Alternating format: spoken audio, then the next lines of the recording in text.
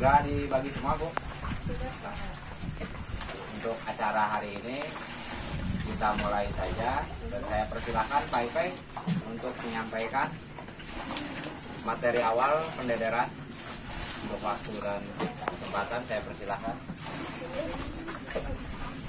Terima kasih Pak Dadang sebelumnya atas waktunya. Assalamualaikum warahmatullahi wabarakatuh. Waalaikumsalam warahmatullahi wabarakatuh. Hari ini materi yang akan saya sampaikan sifatnya lebih ke diskusi. Karena saya yakin bapak-bapak, ibu-ibu juga sudah punya dasar dan juga mungkin udah lebih memahami tentang tata cara untuk pendederan. Hal utama yang saya garis bawahi untuk pendederan itu yang penting persiapan kolamnya harus bagus. Langkah awal itu persiapan kolam. Kalau persiapan kolamnya gagal, itu pendederannya itu akan gagal. Saya bilang di sini pemijahan, pendederan, pembesaran.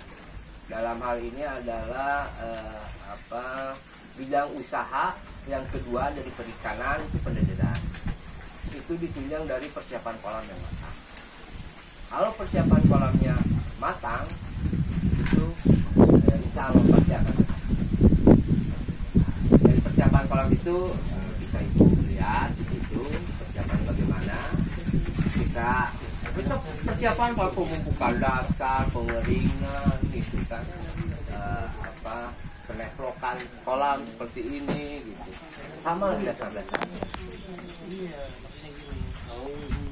Jadi matang dengan banyak plankton, baru benih bisa disebar.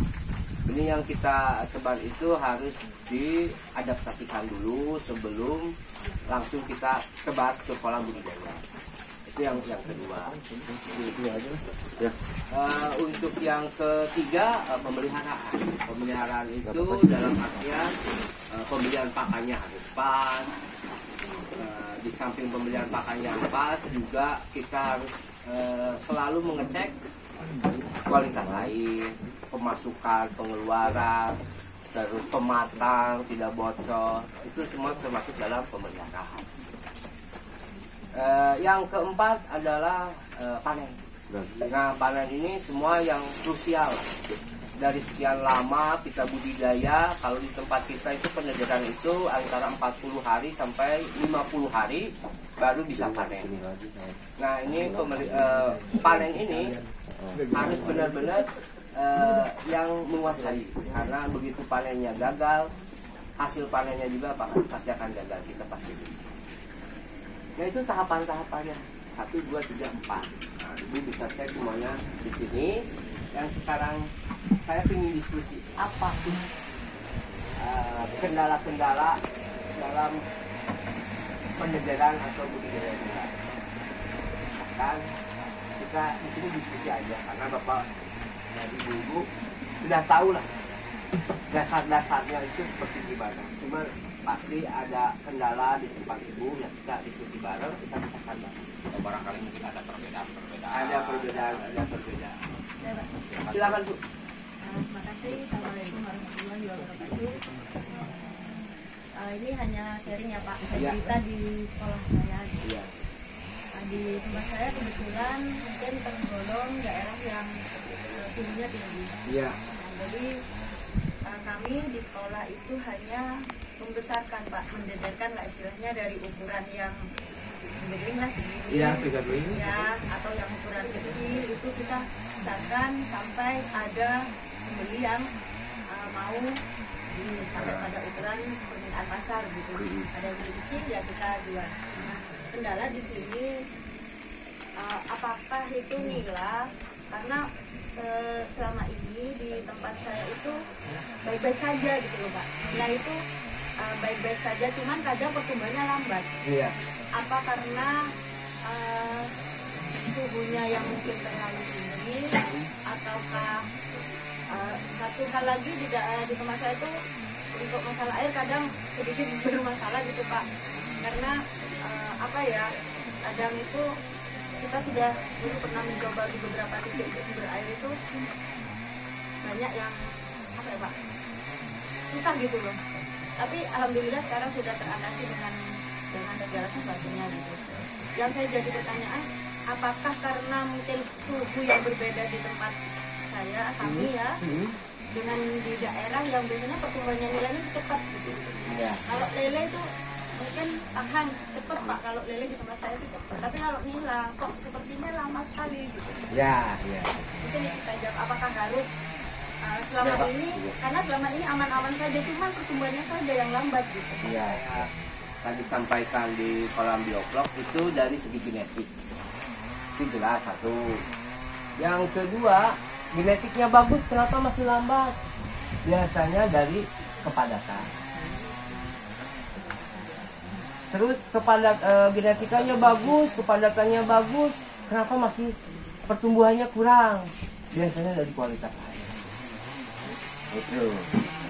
Terus dari indukan bagus, kepadatan bagus, kualitas air bagus, kenapa masih lambat pemberian pakannya? Nah itu ya, pemberian pakannya.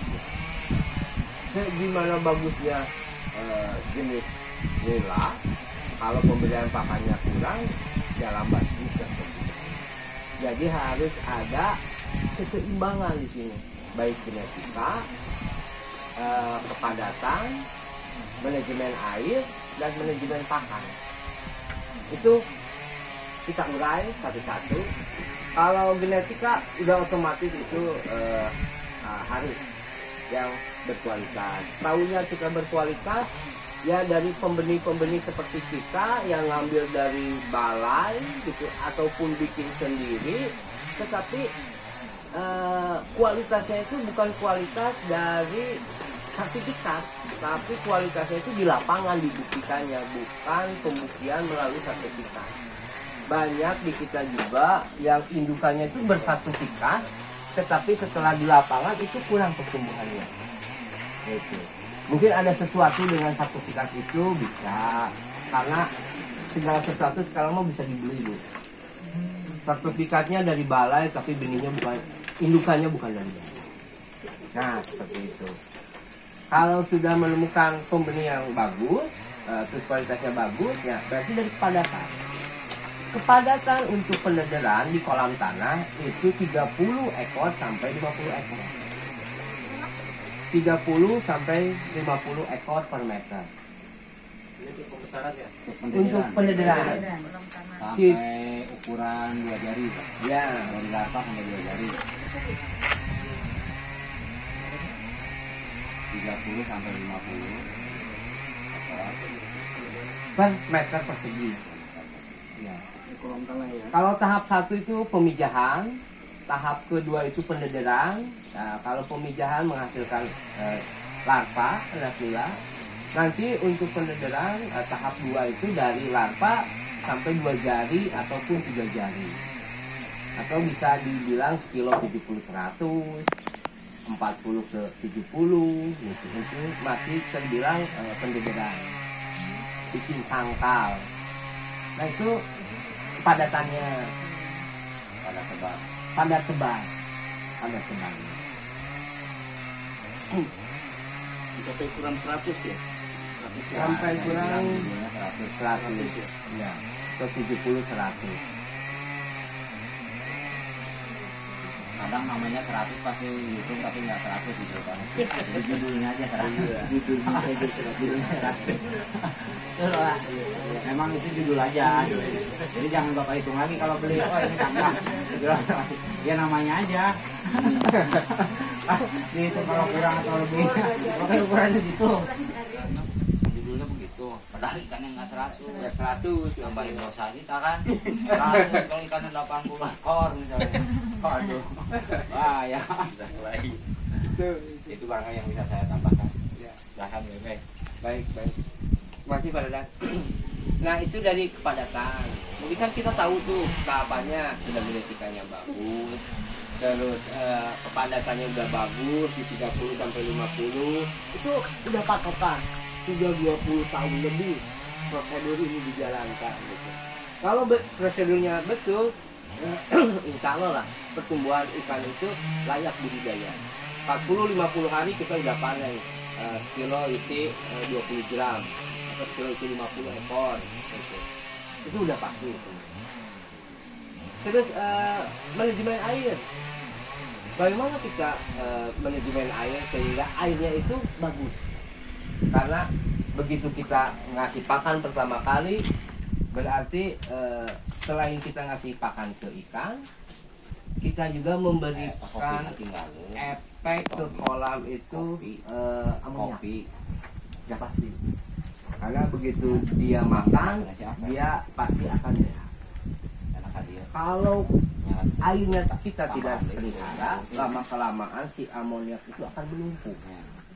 Dengan menumpuk amoniak, oksigen yang terlarut di dalam air itu akan semakin rendah. Kalau sudah semakin rendah, nafsu makannya akan berkurang. Yang otomatis nafsu makannya berkurang, berarti biasanya kita ngasih makan 10 kilo, dia akan berkurang jadi 8 kilo, jadi 5 kilo. Apa yang terjadi? Ya pertumbuhannya akan lambat. Itu. Bagaimana kita mensiasati agar air kolam itu tetap bagus? Nah, kita gunakan yang namanya, bapak-bapak ibu-ibu juga tahu, probiotik. Kita harus rajin memberikan probiotik. Probiotik itu ibaratnya itu kalau di toilet itu yang suka pembersihnya, office boy. Bagaimana probiotik ini bisa bekerja baik di alamnya atau di tempat budidaya kita? Satu, itu harus rutin memberikan dia makan juga. Atau makanannya berupa karbon. Karbon itu bisa berupa gula, bisa berupa molase juga gula, bisa berupa tepung tapioka juga gula. Nah, kalau enggak, kita kultur di sini. Kultur probiotik, nah, seminggu sekali kita kasih. Itu bantuannya kalau kita pasukan. Jadi untuk kualitas air bagus itu, satu, diberikan bantuan berupa probiotik atau jumlah probiotik yang ada di lokasi budidaya itu ditambah. Kita kan nggak tahu berapa sih kekuatan kolam kita itu untuk mengurai amonia. Biasanya kita pengalaman itu, karena kita nggak tahu koloni per unitnya itu berapa. Yang pasti pengalaman saya per 500 meter itu wajib menggunakan probiotik 20 liter seminggu sekali. Ya, Per 500 meter. per 500 meter wajib menggunakan probiotik 20 liter. Loh, kok banyak sekali probiotiknya? Kan gitu. Biasanya kan probiotik untuk 1 liter itu bisa 1 hektar, bisa setengah hektar. Kok ini bisa 20 liter? Karena si probiotik ini kita kutu. Dari 1 liter itu bisa beberapa kali kutu. Jadi kos biayanya di petani lebih murah. 1 liter kita kultur jadi beberapa liter. Bagaimana cara pengkulturannya? Nah, kan gitu, balik lagi. Untuk 1 liter kita ambil setengah liter biang probiotik. Probiotik bisa macam-macam, Bu. Probiotik yang beredar di kita itu yang terkenal adalah M4. M4. Sebenarnya M4 itu lebih berguna di usus ikan daripada di pelahiran. Nah, kembali lagi kita ke probiotik. Tahapan probiotik itu ada 3. Ada yang namanya lactobacillus, namanya itu M4 kalau di kita, lactobacillus. Gunanya itu dia menyerap atau memperbaiki nutrisi pakan di tubuh ikan. Jadi penyerapan nutrisinya lebih sempurna dengan bakteri lactobacillus. Yakult contohnya seperti itu. Itu jenisnya lactobacillus. Untuk di air itu lebih cenderung ke bacillus. Nah, bacillus ini yang lebih cocok berfungsi untuk menguraikan amoniak nitrit di dalam air. Nah, ibu-ibu cari aja bakteri yang mengandung Bacillus. Ambil contoh, kalau bakteri Bacillus itu ada di Minabacter contohnya. Nah, Minabacter ini nanti akan kan ibu-ibu sudah mulai kan mengingat sekarang persiapan kolam itu penting, itu harus ada di tempat budidaya kita. Sudah pengalaman sampai bagaimana planktonnya itu atau zooplanktonnya itu banyak. Nah, yang zooplanktonnya banyak biasanya ikan akan bertumbuh banyak dibanding dengan yang ini, yang pito ini kan hijau. Itu tidak secepat kalau zooplanktonnya yang kerja. Zooplanktonnya ini ada dapnya, ada moina. Padahal kita juga sudah pada mengetahui untuk persiapan kolam itu harus ada zooplankton. Tapi kebanyakan nggak pernah dirayakan. Apalagi kolam beton gitu kan. Kolam beton kan lebih sulit untuk menemukan Bu. Ya. Jadi sebaiknya saya sarankan kalau untuk kolam pendederan, kolamnya kalaupun beton pinggirnya aja, kalau dasarnya kalau bisa tanah. Ya, pertumbuhan pakan alami itu Bu Kayak semi ya, kolam tembok. Semi beton lah pinggirnya aja. Kalau tidak terjadi beton semua Pak, Nah itu biasanya lebih intensif lagi berarti dia untuk menumbuhkan pakan alami itu. Seperti itu. Bisa dibentuk. Nanti ada contohnya di rumah bagaimana selain kita memijahkan ikan nila, kita juga bisa memijahkan plankton.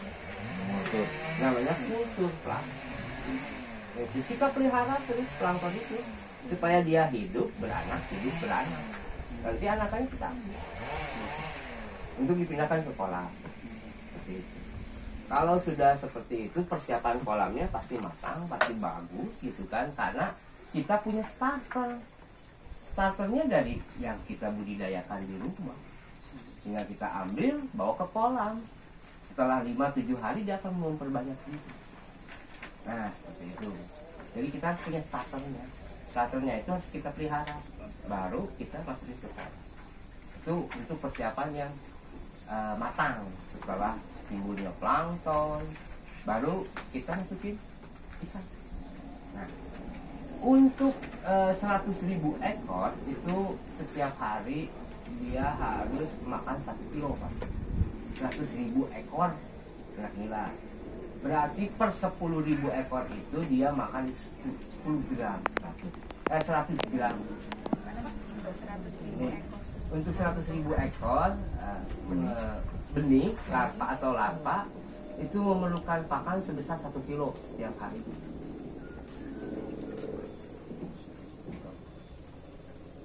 1.000 gram. Untuk 10.000 berarti hanya 100 gram. Karena nila rakus itu planktonnya itu sebagai cemilan seperti kita. Setelah 3 kali makan juga tetap malamnya mau ngemil. Ya. pakin banget ya. Pakin.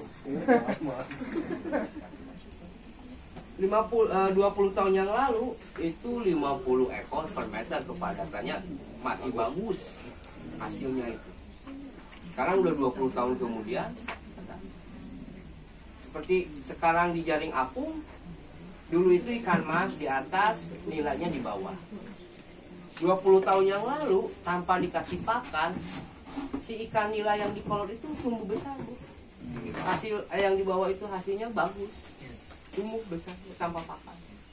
Apa yang terjadi dengan sekarang 20 tahun kemudian? Nila di atas, Nilainya di atas, patin di bawah sekarang. patin di bawah. Ikan mas itu harus gemblang kayak gini aja, nggak boleh ada namanya tingkatan lagi. Kalau petani yang masih menggunakan nila di bawah, ikan mas di atas, dia rugi Pak. Nanam ikan nila di bawah 2 kintal, hasilnya cuma 1 kintal. Turun ya, kok bisa turun gitu kan? Harusnya kan naik, karena dia tanam itu 2 kintal lah. Tapi karena terlalu banyak kematian, kenapa terlalu banyak kematian? Ya oksigennya rendah sekarang. Udah berbeda sama 20 tahun yang lalu. Cenggondoknya juga banyak, rebutan oksigen. Si ikan banyak yang mati. Yang bertahan, yang hidup doang, hanya 1 kintal. Kalau dari ekoran, bicara ekoran aja ya, 2 kintal, kalau sekilo 50 itu 10.000 ekor. Nah, dari 10.000 ekor itu karena oksigennya kurang, rebutan, dia mati. Yang tersisa 1 kintal. Kalau sekilo 5 berarti hanya 500 yang hidup dari 10.000. Cepat-cepat Bu. Kan 500 itu 10.000. 5% ya. Nah, dibalik sekarang. Sekarang teman saya sekarang. dari 4-5 tahun yang lalu sudah menggunakan metode nila itu semua di atas. Tidak ada ditumpuk. Semua kayak di kolam tanah seperti ini. Gemblang pakai waring. Dan hasilnya luar biasa. Sampai 150% dari pakan 1 ton dia menghasilkan daging 1 ton 500 kilo. Kok bisa seperti itu pembesaran? Bingung ya? Karena planktonnya ada di situ dan dimakan kita. Kalau itu ini kita bisa larva dulu ya Pak ya? Larva dulu. Berarti di bawah 30 hari. Kita pemeliharaan di bawah 30 hari. Akan berbeda pemeliharaan di atas 30 hari. Itu akan berbeda. Di bawah 30 hari kita coba dari 100.000 ekor itu kan 1 kilo tuh 1 hari. Yang tadi saya bicarakan. Kalau planktonnya banyak dia nggak mau makan. Udah jelas itu mah. Pasti pakan komersilnya itu akan berkurang. Tapi kalau planktonnya sedikit itu akan ngabisin pakan 1 kilo Bang. Nah, per 3 hari nanti planktonnya juga habis Pak, itu kan ikan tambah besar. Untuk yang 1 kilo ini apakah nambah? Iya. Apakah kurang? Biasanya mah planktonnya sudah habis, kita nambah. Paling 1 kilo lebih 1 on.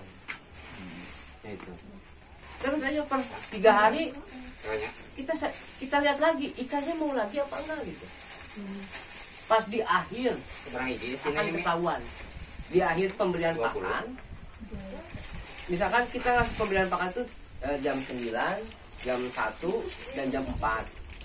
Jam 4 itu setelah ikan dikasih pakan, dia minta lagi apa enggak? Kalau dia minta lagi dia mutar tanahnya.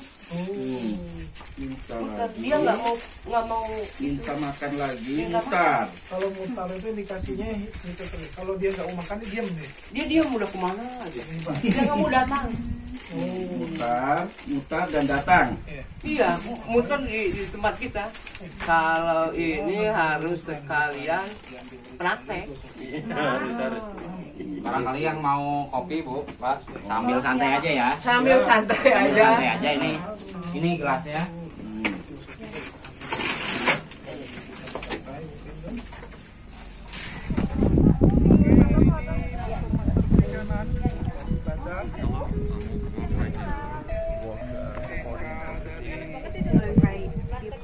It's so exciting.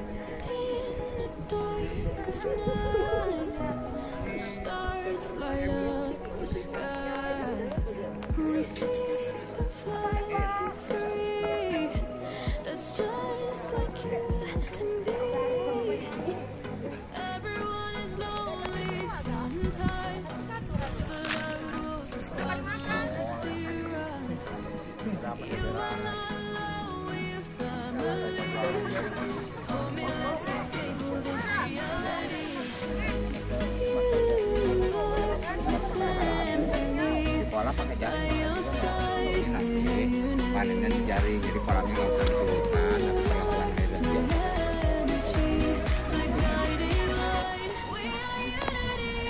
Acting bro. Ngaberkan aku tantangan lho, Wah. sengaja kesembungnya. Abuy. ke kapur aya buat mawa gue. Nah, ember.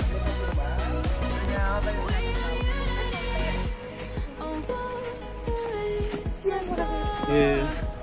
A thunder starts to roar. The lightning wakes the wave, but through it we are brave. Everyone is lonely sometimes, but I would walk 1,000 miles to see you rise. You are not alone, we are family. Hold me, let's escape all this reality. You are a symphony. By your side, we are unity. You are my energy, my guiding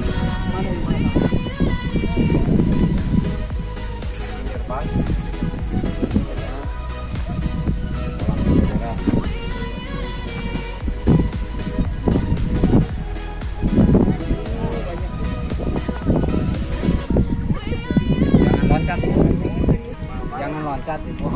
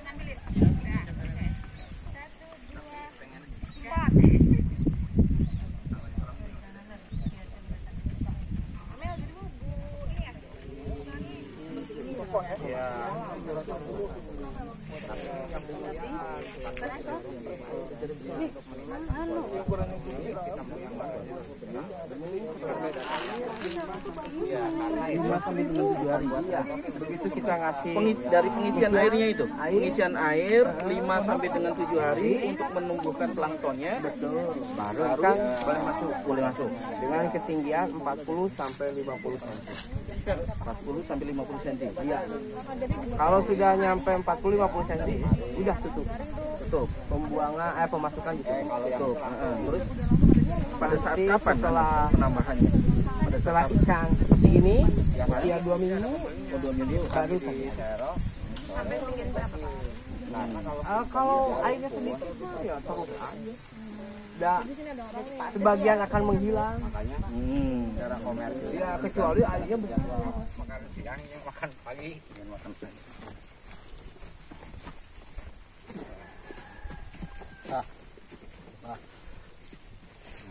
Salah kadinya. Karolotnya. Kemana nih? Oh, ada oh. Kasih bejaan.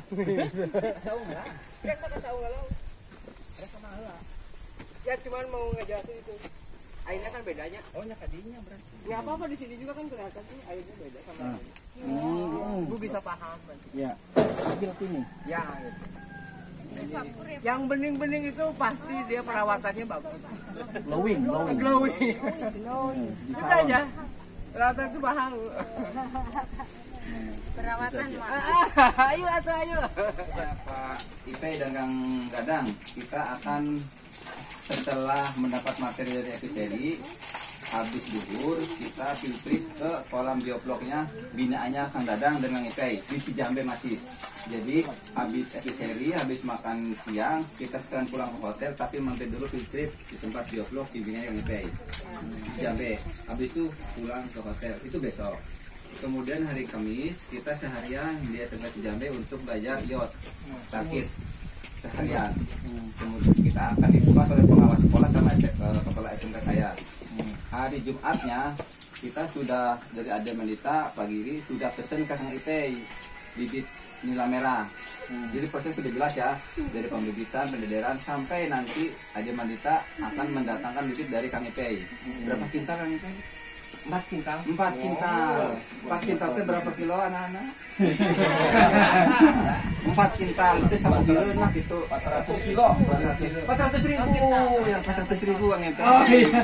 Jadi itu sekilo 80 lah lebih kurang kali 400 kilo aja itu berapa ekoran. Nah itu juga masukin lagi tentang data micrometisnya. Ini juga nanti dimasukkan nanti saya jangan tersantai. Harapannya seperti itu. Mungkin kegiatan hari ini. Oh iya, lagi apa? Ya, Masuk ya. saya juga nggak apa-apa. Karena di situ kan. Habis itu beres. Ah, baiklah, udah duhur aja. Tentang geopolitik bagian banyak banyak. Nah, baik. Ada lagi makan di sini atau bawa ke sana? Sini aja begini makan. Ya, ya bisa di sini biar Waalaikumsalam. nggak bawa itu.